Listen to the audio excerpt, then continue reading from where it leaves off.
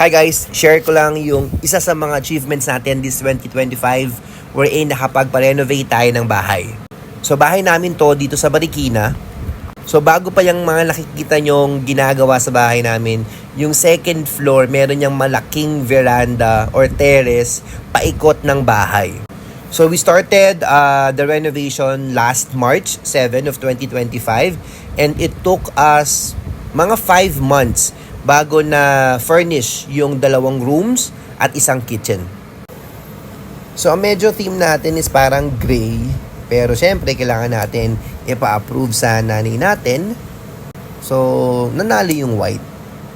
Yan, so tuloy-tuloy naman ang renovation. So dito lang din yan sa Marikina subdivision namin, yung gumagawa ng buong bahay natin. So yan yung itsura niya from outside. So before, meron akong maliit na room sa second floor, pero yun nga, sobrang nasasayangan kami doon sa space sa labas ng room ko, where yung malaking veranda, pati yung paikot ng buong bahay. Kaya we all decided na ipa-renovate na. So ito na, let's check out my room. So welcome to my room. So yan, I have my own sofa bed, and then I have my huge working station since I do a lot of work from home. Then meron tayong sarili nating CR, kitchen, na may sink.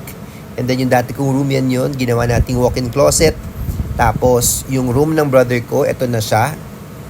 And then kapag dumiretso ka dyan, meron yan papunta doon sa veranda. So gumawa pa rin tayo ng veranda para for special occasions like New Year, pwede tayo dyan tumambay with family para makita yung mga fireworks and enjoy lang natin yung view. So, ito yung view from the veranda, pero ang passage niyan doon sa room ng brother ko and meron din sa baba. Kung pupunta tayo sa taas, galing sa baba. Ayan na yung view or facade ng buong bahay natin. Meron din yan chapel si mama, pero din na natin napakita. So, yun. Thank you for watching. God is good and always choose to be happy and be kind. Thanks for watching, guys. I love you all. Bye.